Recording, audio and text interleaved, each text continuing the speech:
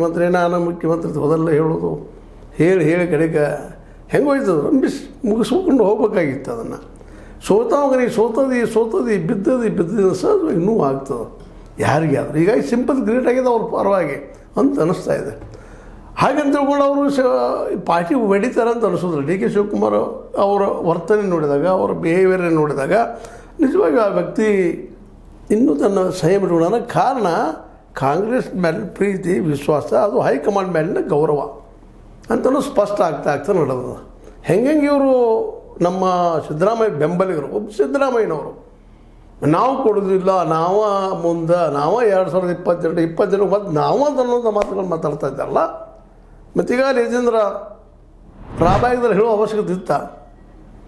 ನಮ್ಮ ತಂದೆ ವಾರಸುದಾರರು ನಮ್ಮ ಸತೀಶ್ ಅವರು ಅಂತೇಳಿ ಅದ್ರ ಅವಶ್ಯಕತೆ ಇರಲಿಲ್ಲ.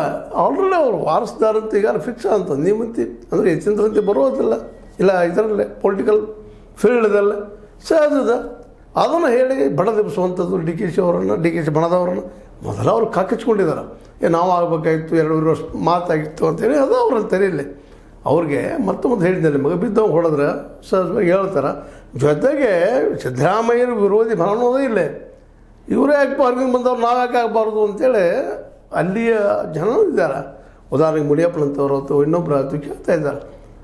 ಅಂಥವ್ರಿಗೆ ಮತ್ತೆ ಒಬ್ಬೊಬ್ಬರು ಕೂಡ್ತಾ ಇದ್ದಾರೆ ಆ ಕಡೆ. ನಾವು ಯಾಕಪ್ಪ ನಾವು 40-50 ಜನ ಇದ್ವಿ, ಯಾಕೆ ಅವ್ರಿಗೆ ಅನಿಸ್ಬೇಕು ಅನ್ನುವಂಥ ಮಾತು.